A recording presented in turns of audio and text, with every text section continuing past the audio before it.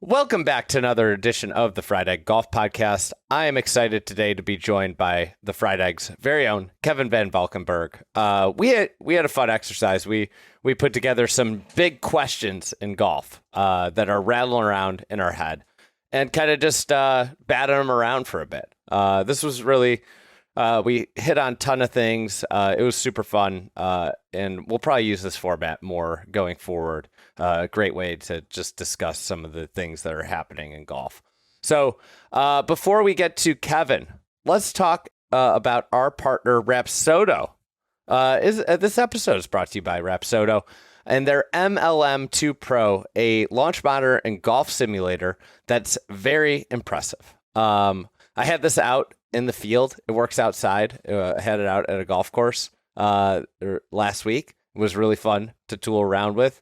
Check out my numbers. We'll have a video out about that day. But the MLM 2 Pro tracks a ton of metrics. You get spin rate, club path, attack angle, all the good stuff. All the types of stuff that you see with these pros that are carrying around their various launch monitors. This one, though, comes at a price that everybody, for the most part, can afford. For the same price as a driver, you can get something that will fix your driver swing. You'll get the tools, the numbers to understand, hey, why does my driver keep going this way? Well, maybe it's my path or my attack angle or my spin rate. So for $699.99, what you pay for a new driver, the MLM2 Pro will help you get better with the clubs you already have or allow you to test new equipment against your clubs. So right now, you can grab an MLM2 Pro holiday bundle at Rapsodo.com, which comes with 12 Titleist or Callaway RPT golf balls. Those balls just give you more data with the Rapsodo. And if you use the code Fried Egg at checkout, they'll throw in another dozen golf balls for free. So that's 24 free golf balls in total. Head to Rapsodo.com and check out the MLM2 Pro to play more golf this winter. Get your winter setup dialed in. I know I'm going to be using this in my backyard. So thanks to Rapsodo, and let's get to KVV.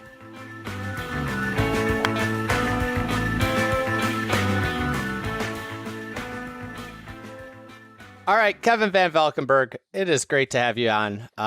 It's been great having you on the team, and I'm excited to bat around some big topics in golf. I feel like a few years ago, we did a Golf Czar pod.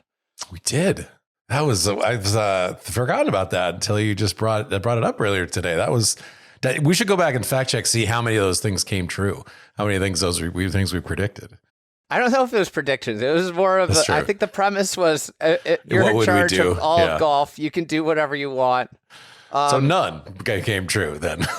Maybe. I don't know. I can't even remember what mine were, to be completely honest. I thought about looking into it, but then I got avalanched with some calls and that got in the way. But this is in a similar vein. A similar deep thought experiment. I think golf in general, if you look at the entire sport, is in an unprecedentedly great place for our life. Popularity, participation through the roof. Pro golf, maybe in one of the weirder, more convoluted states it's been. So the premise of this podcast is, what are 5 big questions in golf that are kind of rattling around in your head? And this could be any form of golf that you are looking at and interested in. So I will cede the floor to you. You get first question. Let's hear it. Okay. My first one I'm going to say is, what dumb bet will some golf entity make on AI?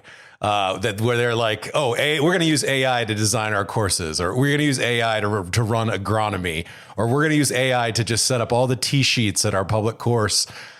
Someone is going to make a very terrible, disastrous bet on AI, and all it's going to do is really piss off people who have treated golf like some sort of combination between commerce and art for many years. And I think that they're going to look like very stupid in retrospect.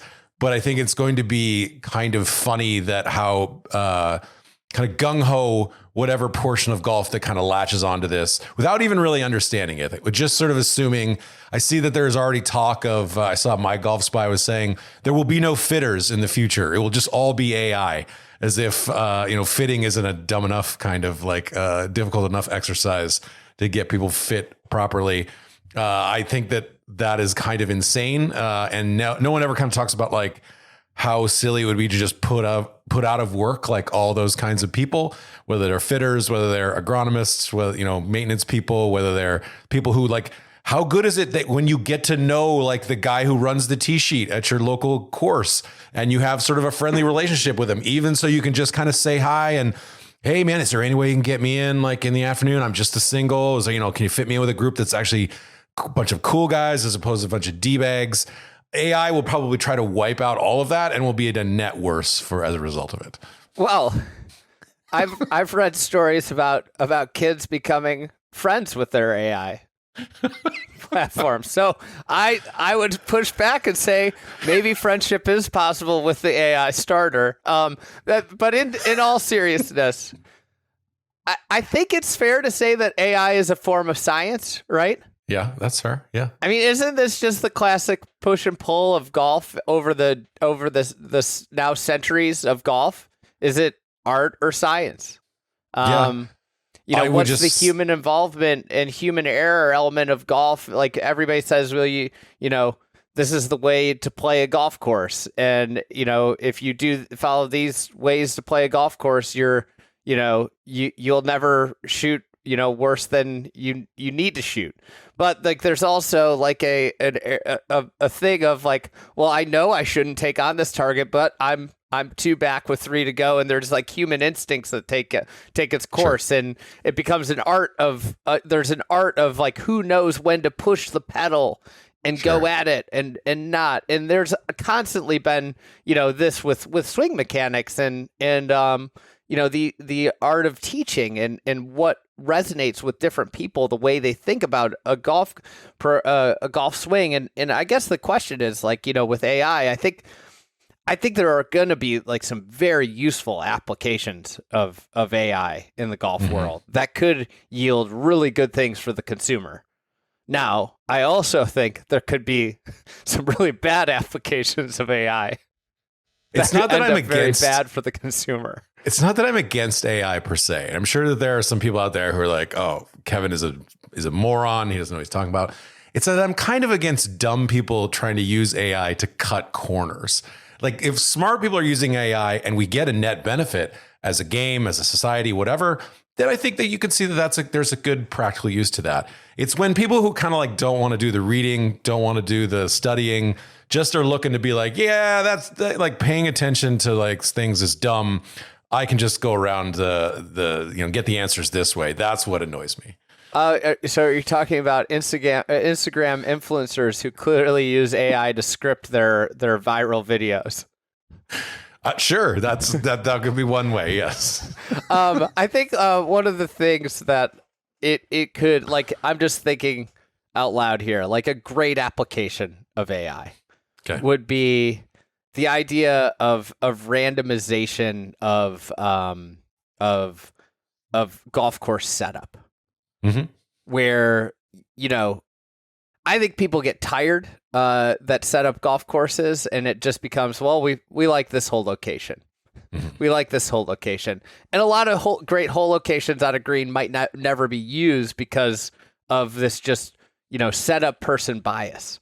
Sure. Another area that I think has like a incredible amount of opportunity for AI is the handicap system. Mm.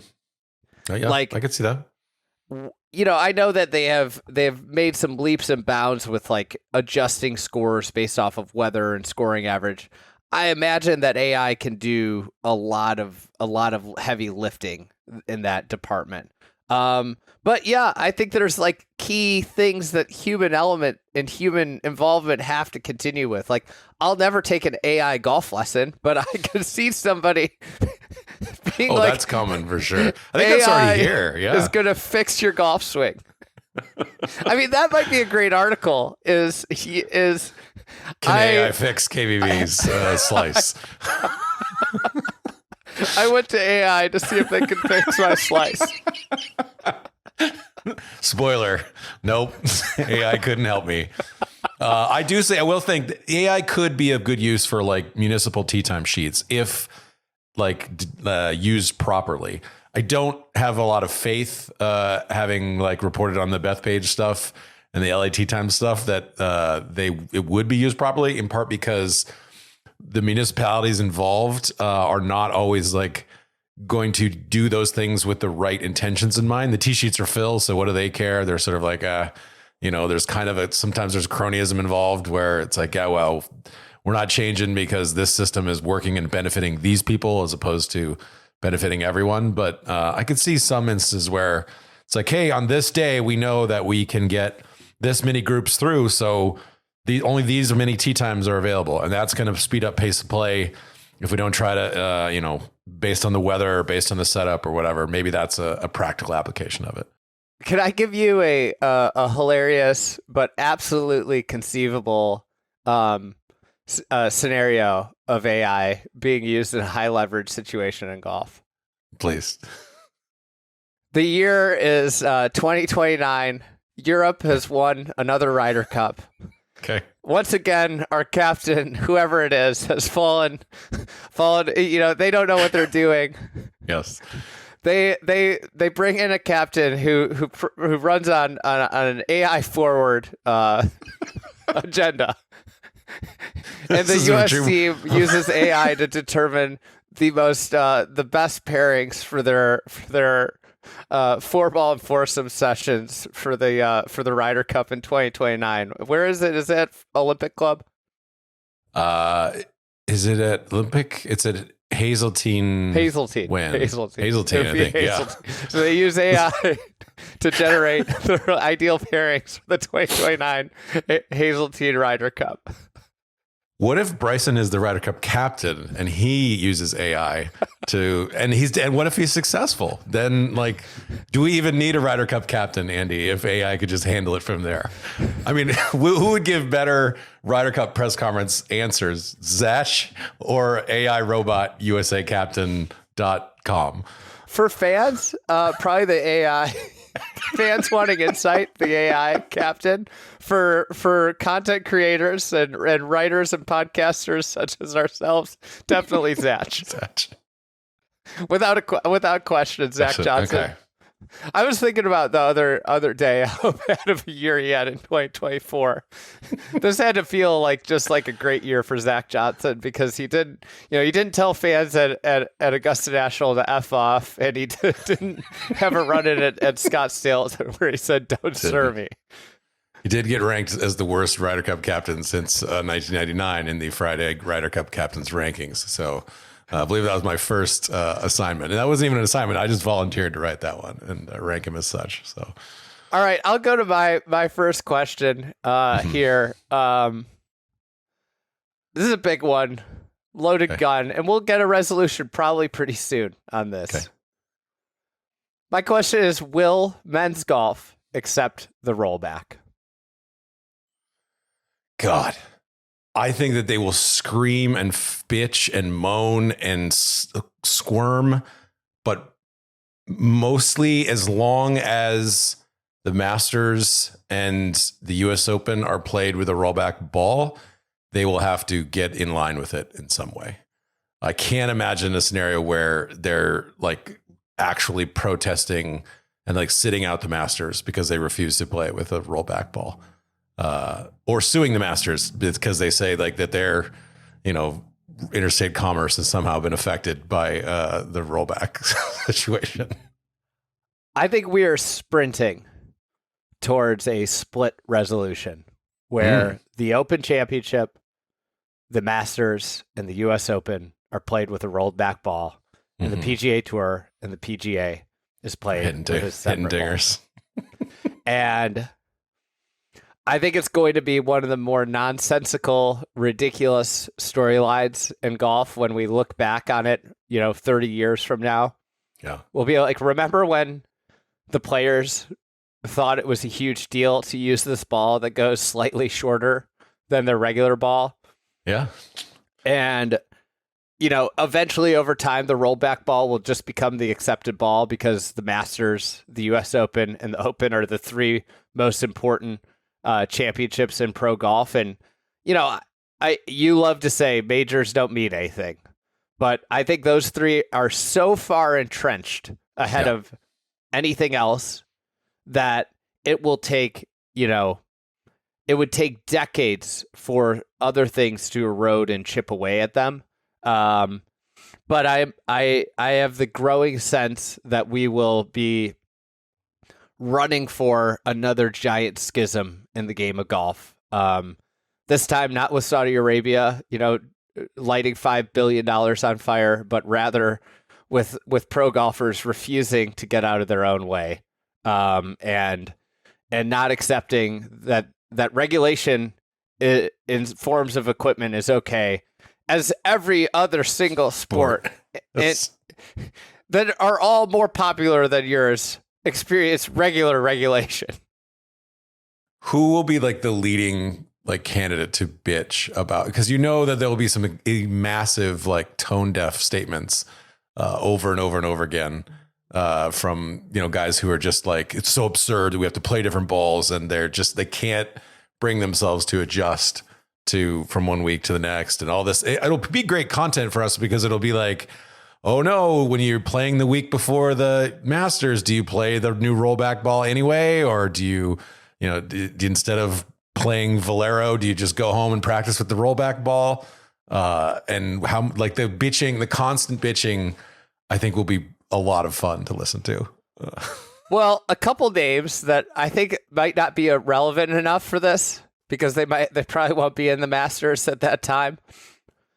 Top of the list is always going to be Webb Simpson and then radio show host Lucas Glover, who just, I love all the takes he gets off, his rollback takes, maybe not his best ones. But if you were going with a big name player, I feel like Justin Thomas is just the number one on the list at this, where he'll just say things like it's stupid, but with the reality is if you cut 20% off the ball, I think Justin Thomas is one of the players that would benefit the most. Yeah. Who would you suggest for this? So I feel like sometimes, and I mean this with all due respect, that Billy Ho sort of throws himself in front of the train to try to make a good point on behalf of others, that he doesn't even necessarily do the research or do the reading, but he feels like because he's an outspoken person, he wants to stick up for his fellow brethren, whether they be a Cushnet, spokesman or just tour pros in general. So I could see Billy really just kind of running to a microphone to say some insane things about it. I'm going to push back here. Billy on this podcast, pro rollback, he just doesn't believe the ball methodology. He is a big believer of shrinking the driver head. Ooh. Very on the record for shrinking the driver head. And I don't disagree with him. I think one of the things I played a lot of golf the last 2 weeks for work, which is, but I played a lot of golf with a lot of different equipment in that time. Yeah. And it's just shocking to me the way just your whole mentality over a small head off the tee versus the 460cc driver. It's just wild. The psychology, the thoughts that go through your head are just completely different with the two drivers. So I think, I think I'm probably pretty extreme on one side of the debate. So I want to just put my hand up that I'd be an extremist. Maybe I'm the QAnon of Sure. golf, being way over on the side. Or the I might be but I would just put my hand up and say I think we should be doing we should be looking at everything and just get this thing centered on max head 250 cc's and a ball that doesn't just launch and go obscene distances. Yeah. God, I would love for like a one tournament to have like persimmon heads just to sort of see who was good in that old world. Because it might be like the 45-year-olds or the 50-year-olds. Like you always talk about how some people had to learn how to play golf one way and then learn how to play golf a completely different way. And like the disadvantage to the younger kids who just learn to just absolutely wail on the ball without ever worrying about a big miss. Like, yeah, what if our boy Ernie finally won the Masters at like 57 years old because, you know, we rolled back everything so much to where the skill was paramount again. Not sure he could putt well. I have a friend who's, you know, Ernie would come back. He'd all of a sudden be a factor at Augusta again if he could get in. I have a friend who teaches like very high level juniors and occasionally brings out persimmon clubs. And he says it's just like for the first like 10 to 12 swings, it's just like chunk pop-ups. And then they realize they have to hit the center and they start ripping them. Start doing but it, yeah. he's like the most amusing thing as someone who grew up playing a small head, you know, him is like watching them just like hit chunk pop-ups for 10 swings before they figure out the club. God, that's good stuff. I have swung one just occasionally here and there, and it's even, you know, for someone of my skill level, it's even worse. Obviously, it's like toe nicks that are going screaming, you know, 50 yards right. I think I don't know. Maybe I'm off base here. I think like one of the things that kills mediocre golfers is the big miss. Yeah. And the thing about the old equipment is that there were no big misses. When you miss the sweet spot, it just gets on the ground and it rolls. And it might only go 120 yards, but it's only like, you know, 20 yards off the fairway. It's not 80 yards in the wrong direction like the modern equipment promotes. You know, and I have two sets of blades just for like goofing around times, whatever. And I truly feel like the biggest myth in golf is like that the game improvement irons will like improve your score, because I'll take them out all the time and shoot very similar scores. Like it's just remarkable how much better I know like where the ball is going to miss. Like, yeah, it's going to be short right and that's fine. Like, or, you know, it's never going to trampoline 20 yards over the green or catch a flyer in this sense. Like I swing more under control. I honestly, if I played with blades all the time, I think I'd shoot about similar scores. Some days it'd be great. Some days it'd be fine. Some days bad. See, I've shot some really great scores with blades and persimmon in recent years. Like some really great golf. I've played some great golf rounds with it. To me, like the difference between them. So like if you went back to, you know, if you waved a wand, if we were Czar, you know, former pot, if we just waved a wand and it was persimmon blades, like I don't think like people's low scores and like their ability to break 90 or 80 or 70, whatever that is, would drastically change. I think the frequency, like what you would see is a lot more score variance. It would be a lot harder to be consistent in a level. Like to me, what happens for me, and this is just a personal anecdote, is that I shoot a lot less rounds of like 1 or 2 over, and I shoot a lot more rounds of like 6 over. Okay. And it's like what happens with modern technology for me is it masks when I'm playing mediocre golf and when I'm swinging kind of average. It kind of masks it, and I'm still able to get the ball around. And it's because like, I have wedges a lot, and it's not, you know, it's not showing them hitting the driver like off the heel every time, and it's pretty gnarly, but it's still going, you know, relatively straight and far. I just think what it does for me is like takes ego out of the equation. It's like, well, I know I can't like hit this 7-iron like 180. I have to like, this might be 150, the 7-iron. And I just like, when you're playing with blades, you're like, yeah, that's no big deal because that's their blades. And so you accept more. And then instead of being like, oh, this is my number, I'm going to hit this. And you're just like, it becomes more about feel.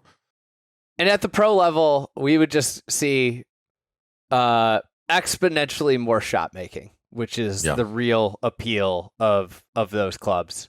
You can turn the ball right to left to right. They would have longer clubs into greens, which would yield more unique shots, more possible outcomes. And yeah, but I think we're running in the opposite direction right now, Kev. That's my ear to the ground. We are sprinting towards schism, which has always done golf well. They'd have more unique shots unless AI told them to hit it, a certain way, that they didn't need to go for it because their cone was a certain direction. The PGA Tour has been an early AI adopter. They have the course setup tool. They had the bot years ago that wrote the articles. That's right. Putts his way to 66. They could do a press release and say AI told us not to roll back the ball. We simulated the season with a rollback ball, and audience dipped significantly. So we're not moving forward with this. The models told us not to do this. What's your next question? All right, my next one would be: how will golf handle its first true cheating or gambling scandal when it comes about? Football has had its own gambling scandal, dating way back to. It's had multiple ones, but like Paul Hornung and Alex Karras being suspended for betting on NFL games. Calvin Ridley suspended, obviously, for betting on like the FanDuel apps, whatever, a year. Baseball obviously has had their scandals. Black Sox, Pete Rose, even Shohei and his interpreter thing. NBA just had their big gambling scandal. Tennis has had tons of match fixing. Soccer is just rife with fixing all over the world. Golf has so far been kind of immune to this. But there's too much money involved now for someone to not be tempted. There's too many kind of smaller tours that don't quite have as much oversight and regulation. Someone is going to get caught, get nailed, either shaving strokes or, throwing a tournament or in some way, like Joseph has talked about, throwing some of these head-to-head, matchups that they have that are particularly popular, in British Isles. I think that is coming, and how will golf react to it? It's always been sort of, it's a game of honor. No one would ever cheat. But that's just BS. Like, we know that this is coming, and what the reaction will be and what, I guess, guardrails will be put up is quite compelling to me. The biggest farce of men's pro golf is the holding on to golf as a game of honor. Mm-hmm. It is the biggest illusion. And I think Patrick Reed obviously was like a lightning rod. And he was a big name player who people didn't necessarily like. I don't think he was the only one on tour that has done some of the things that he allegedly did. I want to make sure that there's no lawsuits coming my way. But I would say that that is going on more often than people think. Anytime tens of millions of dollars are at stake, people cheat. Yep. And with the gambling aspect, there are tens of millions of dollars at stake that aren't even in the tournament. Yep. Every week on these pro golf tournaments. And I think something that Joseph has hit on that is so true. If you're a player in a head-to-head and you are speeding towards a missed cut, it's really easy to just miss a couple short putts and ensure that you whoops. It's really easy to launch one out of bounds without you can't nobody's going to prove intent on the spot without the paper trail. The paper trail to me is the only way that these are going to get caught, because golf's a game where people just spray one out of the blue. That's the nature of the sport. You miss short putts. It's not a one that's easy to pick up. I think the NBA, when you're watching tape, can be a little bit easier. Oh, this guy literally just dogged the defensive rotation and just let the guy score. It can be easier to pick up on the patterns, but with golf, it's such a highly variable sport with extremely high variance shot to shot that it can make masking this really difficult. I think the only way the sport can survive widespread issues with this is when it happens, they have to lower the boom, and it has to be like a you're out for good. And that's what I don't know that I have full confidence in. Like, because of golf being fractured a little bit, like if someone, on the PGA Tour got, accused of a huge gambling thing, if they were a big enough name, would Live Golf take them in and be like, yeah, we like the bad boys over here. We think it's, these guys are just trying to get an edge. Probably not. Probably the players on Live would be livid if that happened. But I also think, like, if you coming from a perspective that's not, traditional golf, it's easier to say, like, yeah, we'll take him on. Like, people want to see this guy, hit dingers over here. And so you're right. Like, I think that the hammer would have to come down really hard, and would they instead try to cover it up? I think that might depend on who. There's a lot of allegations that out there that Vijay Singh raised that, certain medical records, certain, things, people testing positive for certain things were covered up by, places. And that lawsuit had to be settled right on the time it was about to sort of go into, actual trial. Sort of a shame that Vijay pulled that plane up before he was like really willing to go forward with it. So I don't know. I mean, it's hard to say that golf would choose like we're going to choose integrity here, when I think there's some evidence that maybe they have not in the past. Well, I mean, this is like a whole another ball of wax with the tour, and like they've run into the arms of gambling sites, all this, and they're the least transparent league. And you see this, like what's happening with the Lamar Jackson, when they people feel like they falsified his practice reporting status, to make it seem like he's playing, and then he's not playing, and people can't get out of their bets.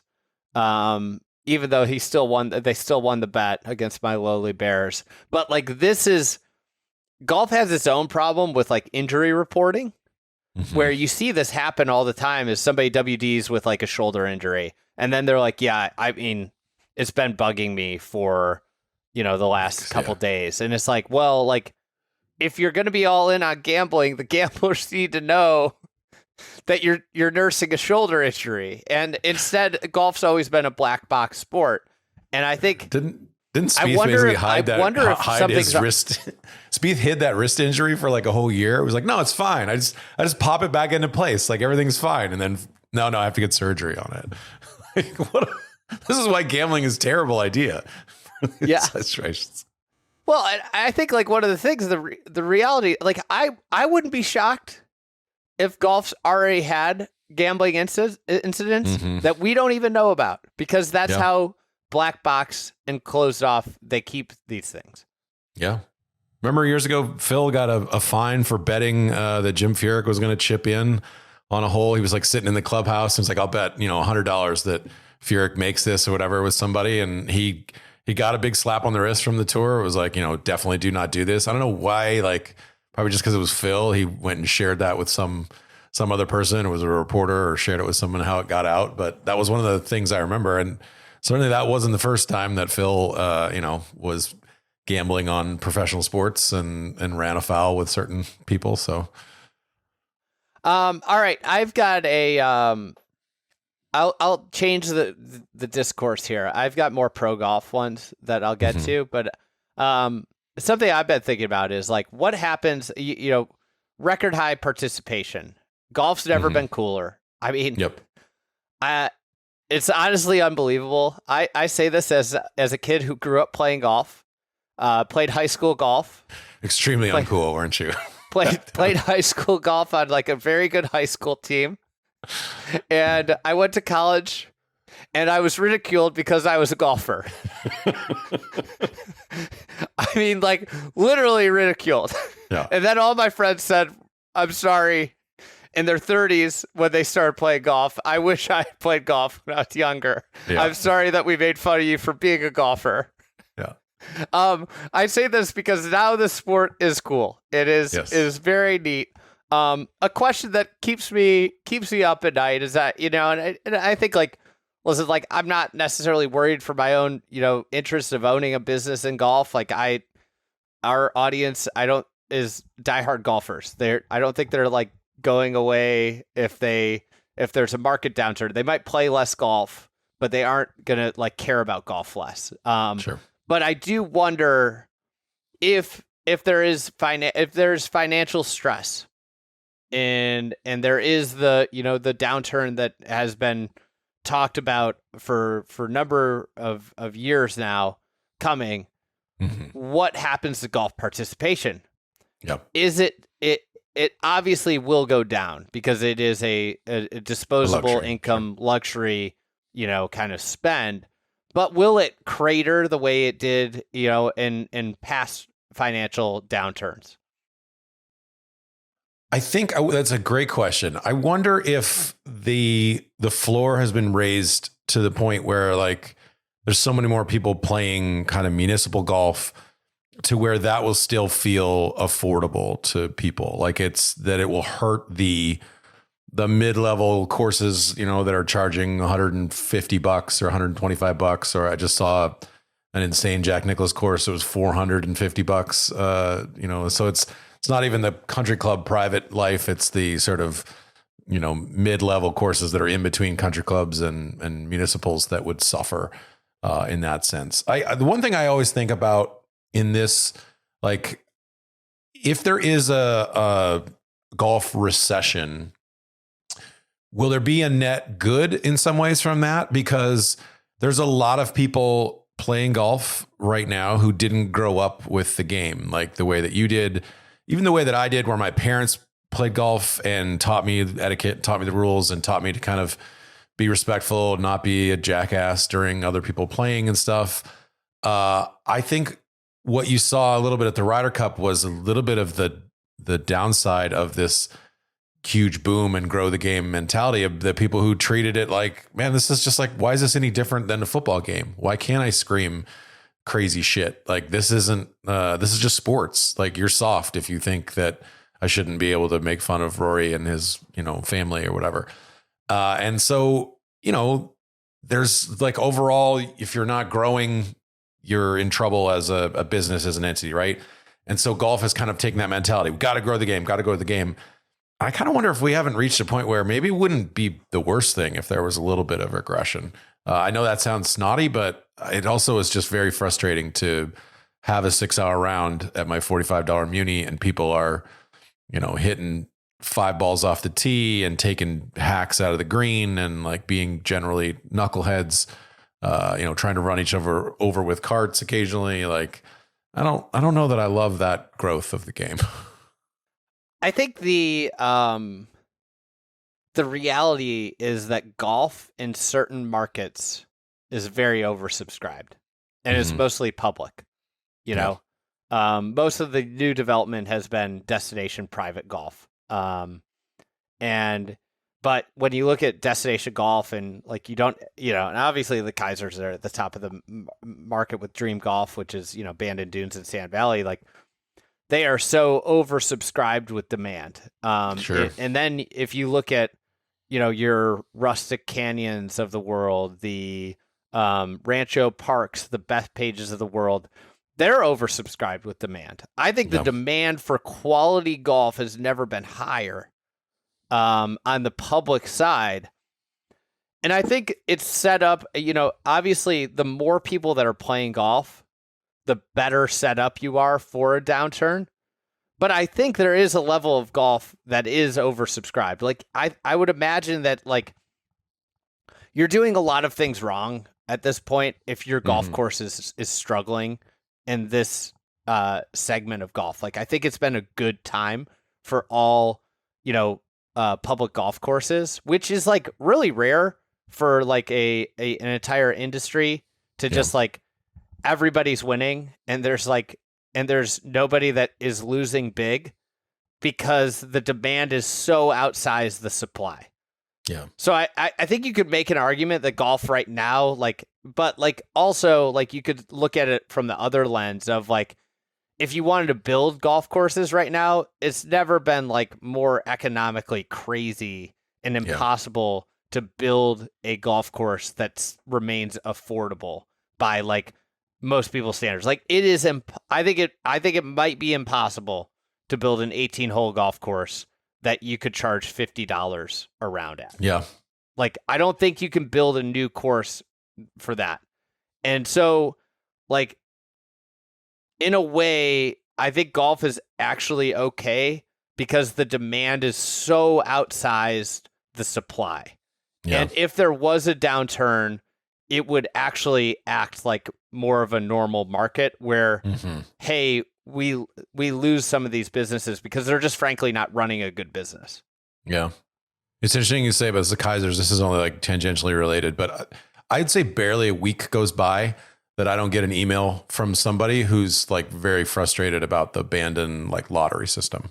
And I think that's an example of like how demand has grown so significant that they had to go to a lottery system or felt they had to go to one. And now people feel like, man, it's just, this is occurring in this shadowy box over here. I apply 3 times a year to get to go to Bandon and I can't get picked in this lottery. What is going on? Please look into this. And I kind of don't know exactly what to tell those people because the correct answer is probably like, well, it's just, there's a massive amount of demand. There's 25,000 people that put in to try to get a Bandon trip now.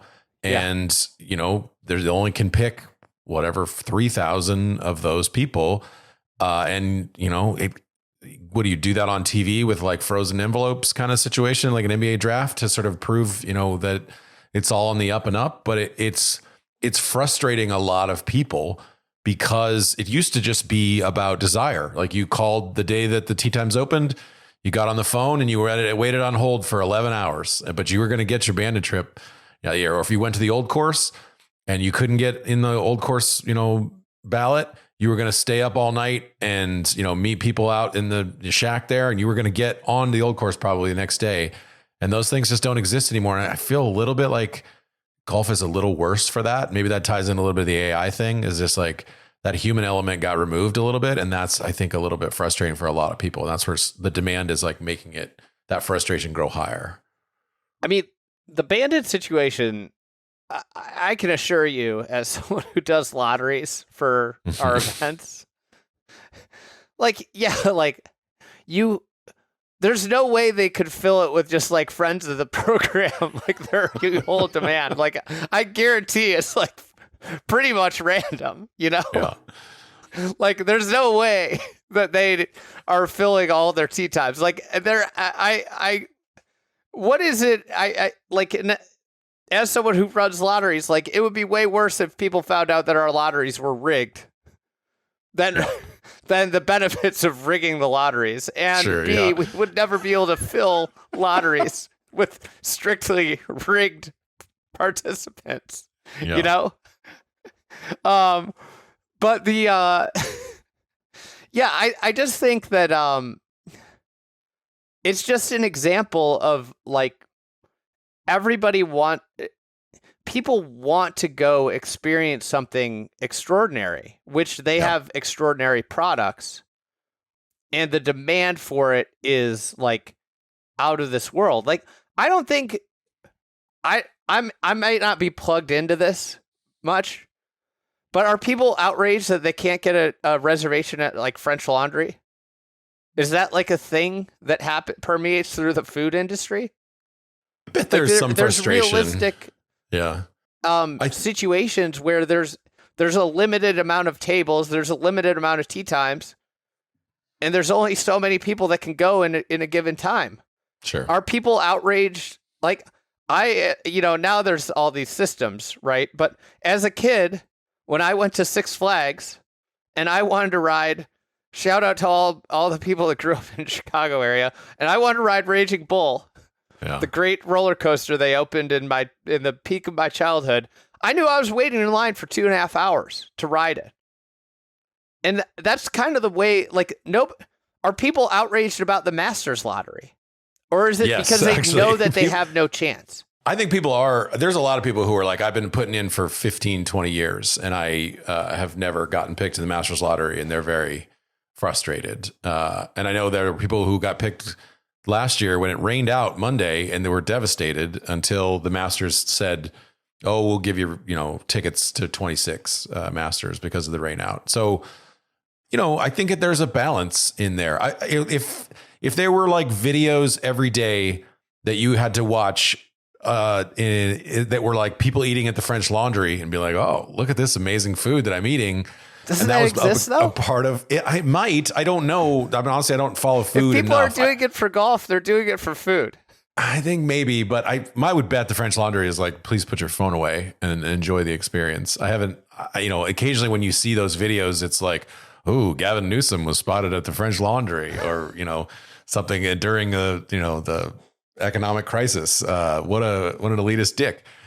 So I don't know. I think that's the double-edged sword of like destination golf. And I think this is going to tie into my next point. It was like, we're guilty of this, having worked for, independent golf media companies. When you show people like, this is the best thing that you could want, and this is, eventually they're going to like, oh, I want to experience that. And then if that's not available to them, I think it creates a lot of frustration and envy.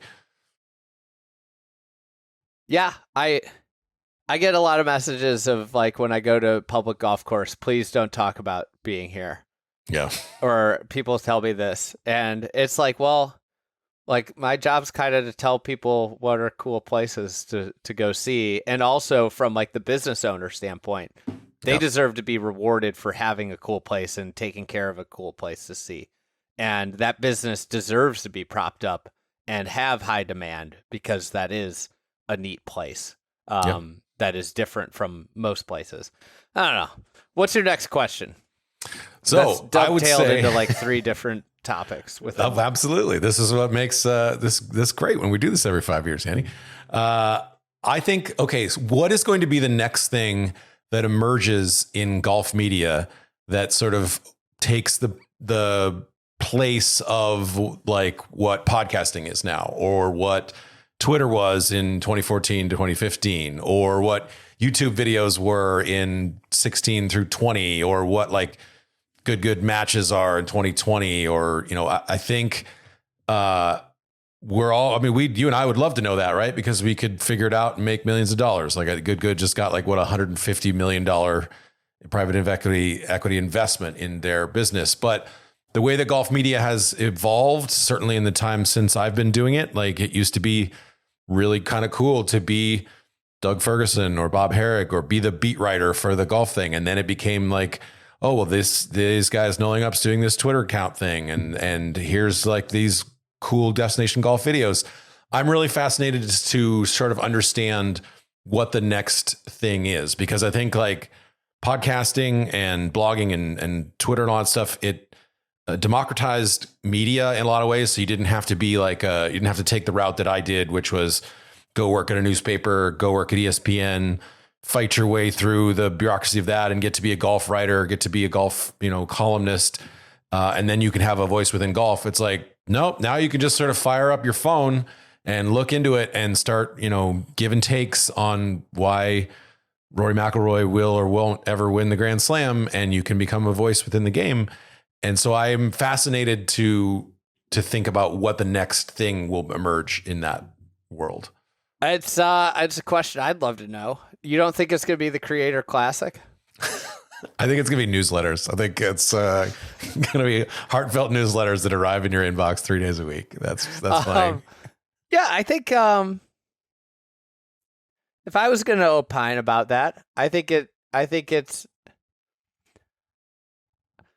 the hardest thing in media right now is to figure out how to have staying power. Mm-hmm. You just mentioned like 7 things that have happened in the last 15 years. And I think this is like where people struggle with media is like the models are constantly changing and what tastes are constantly change. And, as long as you're advertiser driven, model driven, as long as the advertiser is going to be the thing that you're going after, you're also subjected, and your success is dependent on you having things that are the current flavor of the month for the advertiser. In the time that I've been doing this, I've seen drastic swings in what people want to advertise, which at the core of many media outlets is their financial stability source, their ability to hire, their ability to invest in stories. all these things, the ability to basically run a business driven by advertisers and subscribers. And it's gone from where nobody knew what podcasts were. That was a thing until like 2019. Mm-hmm. Then all of a sudden everybody was told they had to advertise in podcasts, and they did a lot of bad podcast advertising deals. Yes. There are, at the time, podcast metrics were nascent. A lot of people lied. It was, just bad business. Like, and advertisers felt burned because they're like, wait, we can't get these robust analytics that we can get from other things. And some bad actors burned people on podcasts, and now they're, that there's interest in video. And I feel like newsletter has swung back around where Sure. people are super interested in newsletter because of the direct click to conversion. But like the media is so dependent. What my long answer here is, what's going to be next in media is so dependent on where the money is. Mm-hmm. Similar to pro golf, similar to any industry.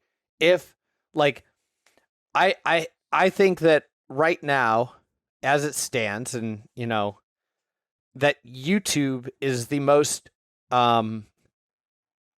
open platform to create on, which is why people are running there, because it is kind of what Twitter used to be, in the sense of, I can go onto YouTube and discover somebody.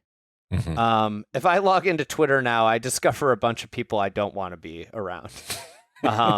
And probably 60% Instagram- of them are like Romanian bots, some bot farm. And Instagram is like, has never been like a great, like it promotes like short form content, like nothing you're really going to like get invested in. Twitter was so great because it was a place of discovery for editorial, for podcasts, for writing, for long form. The long form discovery platform right now, the only good one, is YouTube. And I think that's why YouTube is doing so well now. But the problem with anything is that YouTube, like you're subjected to what they decide their algorithm is. Right. And like the hard thing is you can't be all in on one platform. And I think this is the reality, is like the key to building a really good media business is having diverse distribution channels and diverse revenue channels. Because if you are strictly dependent on one of these big tech companies, and that's Google with YouTube, Facebook with Instagram or Facebook, Twitter or X with Elon, if you're beholden to one of those, Substack to a lesser extent, but I don't think a lot of people like go to Substack to browse to read. Like, you find your author is on there and go there. But if you're beholden to one of those three tech companies, what you're beholden to is like how their algorithm works. And the second they change it, you're crushed, which is why like things like email are really stable, right? Like, it's going to be a long time until email is like dramatically altered. Sure. But like, I think that we're just if I was going to give my answer, now that I've, filibustered here for 5 minutes about media, my answer is that we're at the tip of the iceberg with YouTube, as long as they don't change the algorithm, and that more and more neat stuff and more stuff that is geared towards your interests will be available on YouTube in the next 5 years, as long as it remains so. As long as it remains, I don't know if this is the exact right word, democratic, in the sense of like, I go on there and the algorithm is feeding me things that appeal to my taste. That's the key to all of this. Yeah. I mean, I guess the only counter to that, what I would be, is that like Google obviously screwed up their biggest platform, Google search, to where it's like not nearly as enjoyable to Google something anymore. Like, they had that brand of essentially like what is like Kleenex, where it's like to Google something just meant to internet search something. And now, like, I don't think there's anybody who thinks that Google search is what it once was. will they do that with YouTube? Some people would probably argue they already have. And I would really be fascinated to think about, as a thought experiment, like, how do you cover golf, as like professional golf in particular, from a YouTube perspective, when so much of it is tied up in rights fees? And are we allowed to be on site, doing, like, let's say I was going to go to the Masters next year for the fried egg, and you were like, we're only going to cover this from a YouTube perspective. Well, man, like, I'd have to negotiate with the Masters for months about, like, could I even have a room where I could film something in YouTube? Could we just do voiceovers with still photos? Like, how do you cover those things in which have billions of dollars of rights attached to them through that? Because for a long time, it was the opposite. It was like the Masters wanted newspaper writers to come because they wanted to promote the tournament. Now, the media organizations don't have any of the power in that relationship, and the Masters has all the power. And the Masters is actually one of the few places that sort of values that relationship from where it began in the beginning. And it's like, yeah, we'll let you do stuff, and we're happy to provide you with an environment. There are going to be limitations to that. So I don't know, like, what the future is from that sense, but I think you're right. There has to be some kind of way to figure it out, because so much of, like, the way that people consume media who are like teenagers is just short form video or YouTube clips. They don't even, they barely read. So, how is that what are we going to do to chase that kind of thing? That's the great unknown. I think the reality is that we have to get somewhere where the ability, I think NFL has done this wisely with their all 22 footage. The NBA allows this, like, the coverage has to be, you have to be able to use highlight footage in your coverage. And I don't know, I think the golf's so far away from this, but that's the reality of, like, if you want golf coverage to prosper, where it has to go. And until it goes there, the tour is just going to waste so much time and energy fielding DMCA requests. And I think that's what you're doing is you're kind of hitting the opportunity for popularity of your sport right at the kneecaps. And it's, so golf media, where it goes, fascinating topic. I don't think it's just going to be, 10 handicaps playing, matches against each other. That's not the future. It's just the first iteration of this move to YouTube, is my opinion. But I could be wrong. I could be completely wrong.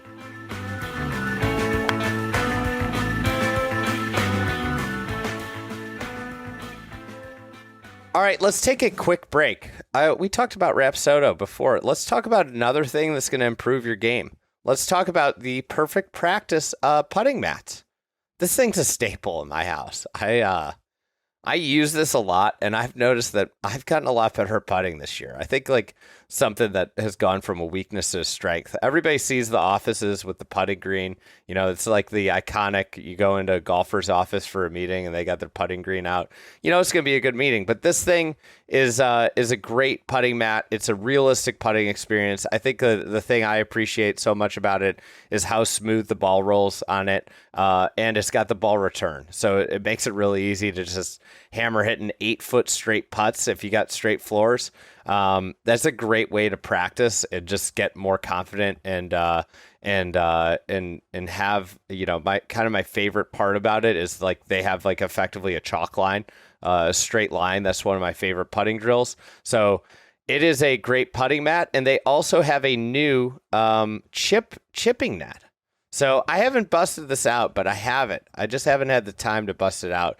But it's a chipping net with an automatic ball return, and it's just a great way to be, just sit and chip and work on your motion, work on, contact and a net. So if you want to check that out, it's exclusive to perfectpractice.com and Amazon. And with both of those, if you use at perfectpractice.com, if you use the promo code fried egg with no space, just fried egg, you'll get 20% off. So check out the putting mat, the chip shot, get some work done this winter with Perfect Practice. And thank you to them for supporting the podcast. Let's get back to KVV.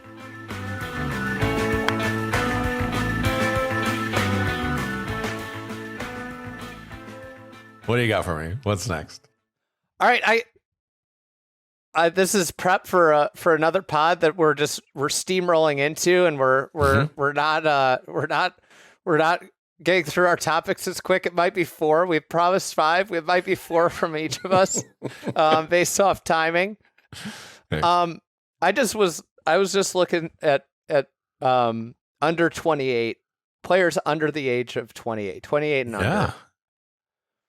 I saw this tweet about this. It made me think, I hope this comes up in the pod. Who's the next super duper star? There's a truckload of talent. Yes. I think that there is no clear answer. And I think everybody's knee-jerk reaction to this would be, Mercedes-Benz ambassador Ludwig Ober is the guy that's going to be the next star. He's 26 and he's won twice on the PGA Tour. And and he's great. He's obviously, I think, like, if you say that, like, you're locking yourself into someone who is going to be a top 20 player for a very long time. Mm-hmm. But at a certain point, and like most really great stars won a lot, like most superstars won a lot at every stage. And I think, like, Ludwig may be the guy. He might be. But I think, like, this is maybe the most, like, least clear it's ever been on who the next guy is. I 100% agree. I was trying to think of this as potentially one of mine, because, every, I would say probably 5 to 7 years, like, the next person emerges as, like, the great star, right? So we can go back to, Els Mickelson, then Tiger sort of surpassed them. And right as Tiger was sort of fading out in 2009, Rory comes along and he's the next stud. And well, you had Sergio and Adam Scott in there too. Like, and Scotty then emerges, but you're right. Like, Scotty won, multiple USAMs, right? Or at least the one USAM. I mean, he won the US Junior. I would just say, I don't think Scotty was like this can't miss guy. Yeah. I think he was someone who was really good in junior and college golf and then became exceptional as a pro. Sure. But, like, the idea, like, my thing with this topic right now, we're going to end 2025. Mm-hmm. Right now, the number of players older or younger than 28 that are in the top 20, 28 or younger in the top 20 is 3. And a couple years ago, this was like a huge number. And, like, you start to look at, like, Chris Gotterup is 26. Is he the next guy? Mm-hmm. If you look at, like, just a list, and I think, like, we have so many good players, but none of them have made an emphatic, like, if you get past Morikawa, so if you go 27 and younger, you lose Hovland and Morikawa and Cam Young, and you get to this, like, big list of players who none of whom have, like, dramatically, outside of Ludwig, separated themselves from each other. Yeah. But they're all really good players. One of them is going to pop. I just am really curious who it is. It could be Jackson Koiven. It could be, but, like, we've gotten to this place where, like, a couple years ago, Michael Thorbjornsson, everybody's like, watch out for this kid. Watch out. And then he doesn't have, like, this immediate success. And I feel like it's happening with Luke Clanton right now also. Yep. And the reality is, like, they're really good, but none of them have been really great. Sure. And I think when you identify greatness, right? Like, Nicklaus was in the US Open final when he was 21. Like, he and Arnie, right, were duking it out. Tiger wins the Masters at 21. Rory almost wins the Masters at 21 and then does win the US Open, like, later that year. I mean, Jordan Spieth, whose career kind of, like, and obviously he was in there and his career went sideways, but like three majors before 25. Mm-hmm. So when we talk about greatness, like in some ways, greatness might have already passed Ludwig by. Like you're 27, you've won twice, you haven't won a single major. Like, yeah, you can have a great career. You could win 3 majors, but greatness is like a whole nother bar, right? Right. Greatness is like, well, I'm potentially a top 10 golfer of all time. That's already gone by for Ludwig in that sense, for Hovland, and so is it Miles Russell? Is it Blades Brown? Is it some of these 16-year-old kids who are, getting a sniff here and there, or dominant high school players? I don't know. You're right. I think it's a great unknown. Like, are we entering into this stage where everyone has speed, and so it's harder to sort of be like the super young, athletic, dynamic person who comes out and then immediately has like that talent thing that overwhelms everybody? I mean, it's a great point, because it seems like nobody has been able to cross that like 190 threshold of ball speed with like enough accuracy to make it work, to where you see like the high end great drivers kind of sit at 186, 187, 188. And I wonder if like maybe there's like a cap on speed right now because of the speed and accuracy work against each other. Mm-hmm. Yeah. God, that's great. You know what? And I think we're automatically assuming, right, like this is an American. It could be a kid in India, it could be a kid in China, could be a kid in, Vietnam, where golf is booming. It could be a kid in Australia, where golf has had a long, obviously great history. We have kind of an American-centric view of things. Like the next truly great player, the next Gary Player, the next Rory McIlroy, probably not going to come, we're not going to see him on the radar because they're going to come from outside the United States. Yeah, I think when you look through this, it's just a fascinating topic, and it might happen next year. We might know. It might happen in 2 years. It could be 5 years.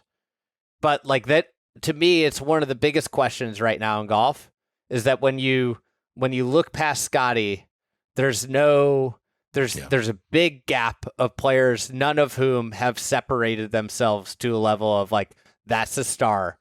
And Scotty's 29. Yeah. He's right in the middle, smack dab middle of his prime. Rory's at the end of his run. He's got probably 4 more good years of really great years of golf. Yeah, of being a top 3 player, right? Yeah. 4 or 5 and it's like, I don't know, Xander obviously having a down year took some, but there is nobody from 21 to 28 has distinguished themselves as close to that level of player. And usually we have known this by then. We might just be, remember, I mean, when we were kids, like there was this real sense of like, oh, you don't really hit your prime as a golfer until your 30s, which, maybe was true for like the average, like great player. I mean, everybody thought Fred Couples was going to rip off, 4 or 5 majors in his 30s, because he was finally like had his first major at Augusta in 92. And he's coming into his prime. And, the guys like Justin Leonard, guys, that were winning majors were kind of guys in their 30s then. Are we returning to a time when that is more likely to be the scenarios? The guys in their 30s are sort of seen as the dominant force in the game, and it's a total outlier when a young person comes along and kicks ass.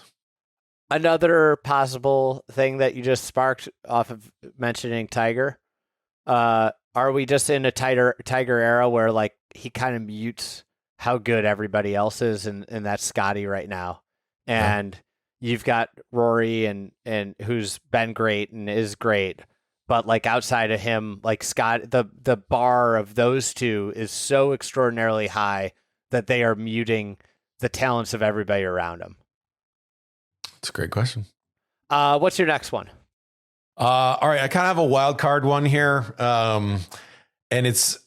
I have this theory, Andy, that if you plotted like fame and how weird you are on the XY graph, that Tiger and Phil are 2 of the weirdest athletes that the world has ever seen. They are just true. I mean, there have been weirder athletes, but no athletes who are as weird as they are and as famous as they are. And they're weird in different ways. Let's be clear about that. But I would want that. My question is that what will Phil Mickelson do over the next 10 years that will sort of shape his legacy for better or worse? Because I could see Phil getting increasingly weirder and getting into even more strange shit. The story that came out about Tom Brady cloning his dog recently struck me as like a very Phil Mickelson I think type Tom thing Brady's, to do.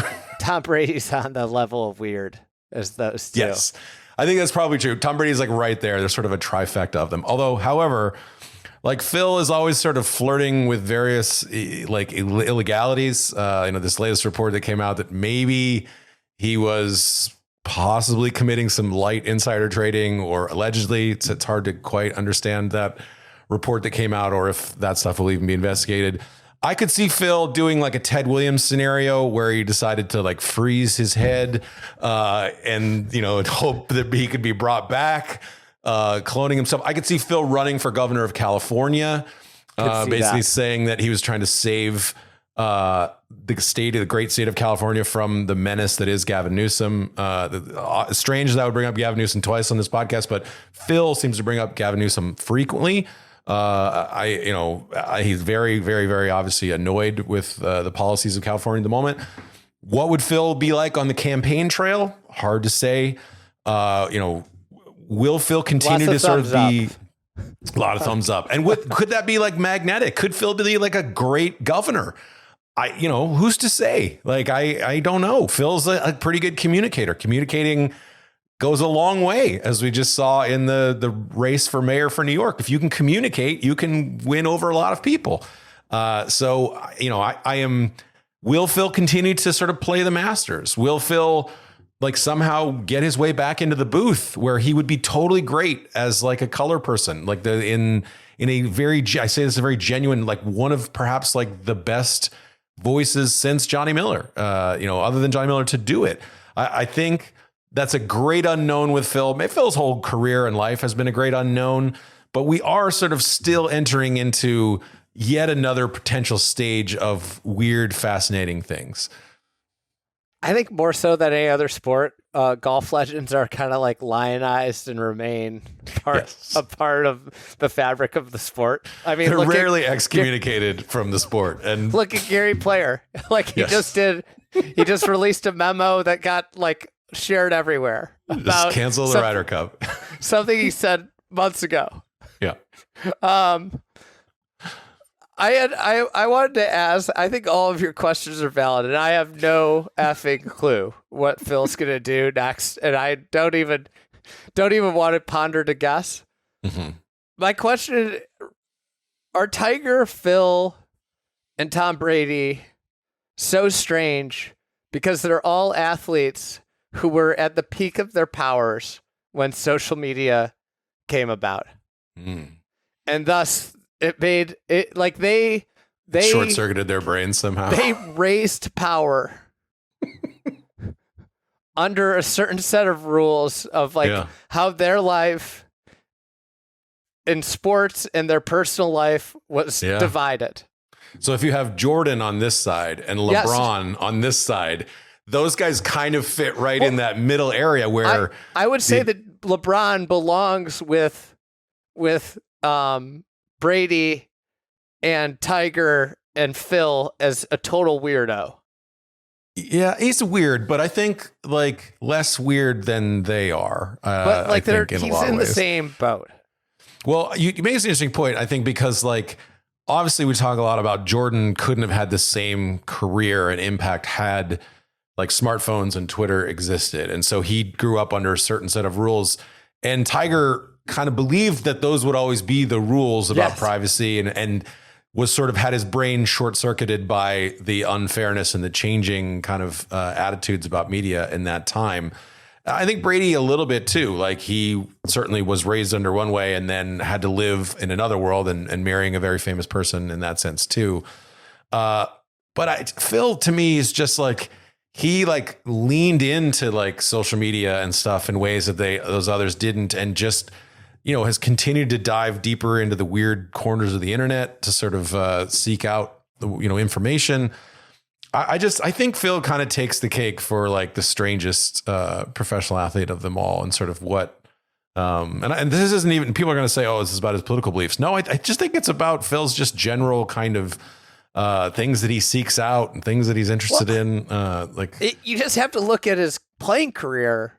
Yeah. I think the thing is he gets himself into rabbit holes. Yes. And then what happens is he gets committed on a pathway, and he will go as far down the pathway as possible. Like, well, the thrill is getting out. That's the only reason to feel alive. Like, what, you know what? And I respect it. Like, if that's what makes you feel alive. I think it's also a lens into what makes him great, is that he is like he has so much commitment. Yes. And belief in what he thinks as being true. And that's what makes a great golfer. Like, if you can just get up and have full commitment in your mind and swing a golf club, it is like such an easy game. And that's like the whole challenge of the game, is just getting that level of commitment. Commitment is like the hardest part of golf. It's just getting yourself over the ball, confident and committed on what you're trying to do. And I think like that is like Phil's, it makes him extremely weird. It makes him do really stupid stuff. Well, politics is kind of a refuge for the weird. I kind of think Phil would make a good politician, because I actually think he would work really hard on the issues that he would think, and he's a good communicator. We might not see the world the same way, but I actually think like his weirdness would fit right in with like the, a lot of the way that politics conduct business. All right. I'll get one more off, so we get 4 each. What's the PGA Tour going to spend its money on? They've got billions of dollars just sitting around, and I don't know what they're doing with it. But I do think the live threat seems less than ever, but it's actually sneakily like in a weird spot where I'd actually be very worried about it, because like they're not going anywhere and they're still incredibly well funded. I'm very fascinated what they're going to do, because it's 2 years removed from the investment now. Yeah. And they seemingly haven't spent any of the money. Yeah. And usually like people invest money into you, so you invest money to make more money. And I guess I'm curious, and I don't know what it is. Is it the PGA or the Ryder Cup? It seems like that's the one people talk about the most, so that generally leads me to say that's not going to be the one that happens. Yeah. Well, you're dealing with like a very cautious organization, right? That isn't particularly good at like change, that isn't going to like do the break fast, move quickly and break things sort of mentality. I would have thought that they would have made by this point like a larger investment in media, in having the best app in the world, in like being able to sort of have their own apparatus of storytelling. I mean, they've slowly our friend Sean Martin like making documentaries, videos and stuff. I think that's sort of like a slow investment. You could argue that like the full swing stuff, the investment in pro shop stuff with Happy Gilmore too, that's sort of a further extension of like what they're interested in. But like, it doesn't, all this talk of, the PGA Tour is going to buy the Ryder Cup. They're going to spend $1 billion and take over that property. Like, doesn't seem like that's any closer. I don't know why at this point, if the PGA of America could survive the backlash that happened from this Ryder Cup without feeling pressure to like do something or change, I don't know what would cause them to ever think that they should sell a piece of it, because they could just kind of keep printing money from it and not running a particularly great or efficient event. So I don't know. I mean, it doesn't seem like there's a bold swing there. It would take, I was talking about this, everything that I've sort of heard secondhand, and I think you guys know this too, is like that one of the things that Roll App seems very like confused by is like the fact that they don't own any of the venues essentially, right? Like wait, we have to like ask permission to go play at the Memorial or, at Pebble Beach or whatever. We have to figure this out. And so what because NFL stadiums, they own the stadiums. And you would think guy coming from the NFL would think like, well, what if we just had our own places to hold these events? Then we could just reap in all the profits and we could set them up the way we wanted to and then ask for permission. But the investment in that of like, the TPC network is not going to work, right? We've talked about this even recently. So is it like a 10-year investment in like building your own courses, building your own venues to do this? Like, that's a long freaking time. We're talking about why haven't they made any moves yet? Making moves that aren't going to come to fruition for another 10 years of like buying the land, building the courses, getting the stuff, set up to be able to hold a tournament there. I don't know. That seems like a long-term good investment for the tour. But I just don't know that they are going to be willing to wait 10 years to kind of pour that money into it. If I were the SSG people, I would be like, what are you guys doing? Like, the money's there. We've greenlit half of it for you guys to use or whatever you want. Go make us some more money. And it hasn't really happened yet, but maybe they have big plans that they're going to roll out just out of nowhere that I don't know. One of my favorite things that I heard, and I think like I'm happy to relay this as it's been a long time. One of my favorite things I heard was that when they first came down and they were like, okay, so what are your plans for all this money? The tour was like, we're going to buy the Marriott next to TPC Soccer.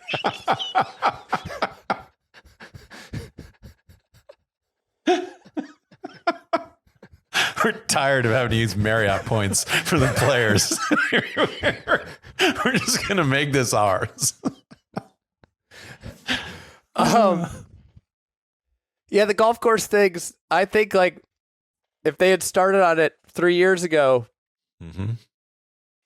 I think there would be like a huge demand. I've said this to people, but like the idea, like I don't know when the last time that the Cog Hill hosted the Western Open, but I was like in my mid-20s working a job in Chicago, and I managed to get a Monday after the tournament tee time or a Tuesday after the tournament. It might have been Tuesday. And me and my buddy went, and we thought it was the coolest thing ever to play the course with the grandstands up. And like, there's some agronomic things, but like the idea of like playing a course with the tournament stands up is like just like it feels like this once in a lifetime experience. And like you think about how much cost goes into setting up the infrastructure around these events. Yeah. And it's just like, oh, like we could just build the golf course. And like TPC Sawgrass is a extraordinary business. They charge $800 and have a packed tee sheet for 10 months a year. Like you start doing the math of 200, 300 players paying $800 a head. And it's like, it'll make your mind blow with a maintenance budget of $5 million, right? Like it's a incredible business. And I think it's like replicable. And then all of a sudden your events get better. Your ability to run events get better. But it would be, as you said, like as hard, and you got to get it right. The other issue is like, I have zero faith in the PGA Tour building actually good golf courses is the other aspect of it.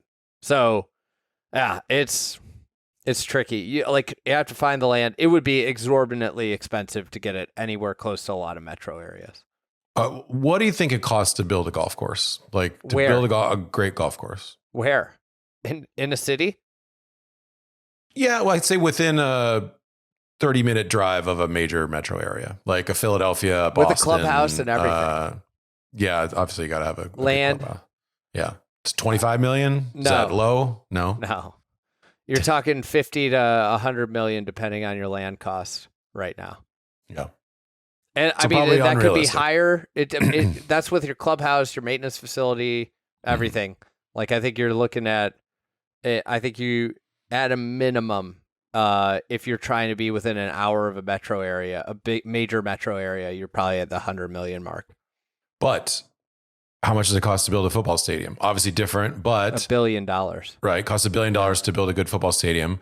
You use that for 16 times a year, obviously use it for concerts and things like that, but you can use a great golf course. Let's say you built this equivalent of Sawgrass, TPC Sawgrass in Boston, in New York, in Seattle, in major metro area.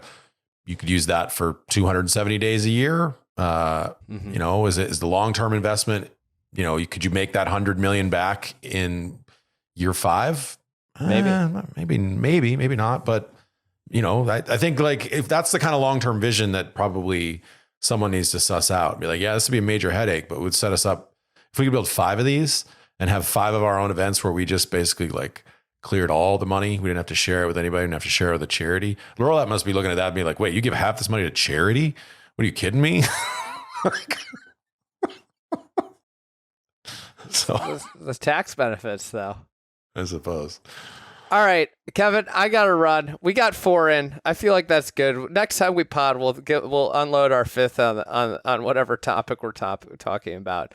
It's been great having you on the team. Everybody can read your work at thefriedegg.com. They can also subscribe to our email newsletter. That's free. That goes out 3 days a week. I hear it's the new rage of media. It's the next new wave. I can say this as someone who's been involved with it since its beginning, the newsletter, and now is the least involved that I've ever been with the newsletter. It's the best it's ever been, and it's probably because I'm not involved with it. Very little involvement from my end. You get your two newsletter items a year from me, but it's never been better. And big thanks for your contributions there, and look forward to chatting with you. Maybe sometime before the end of the year here on this pod. I would love that, Andy. Thank you so much.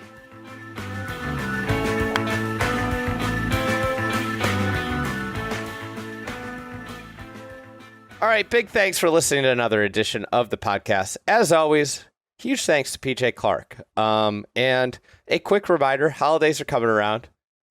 Maybe if somebody's asking for your Christmas list, point them to the Pro Shop, proshop.thefriedegg.com. We'll have a ton of new stuff rolling in there in the coming weeks with the holidays right around the corner. Thanks, and we'll be back next week with another episode of the podcast.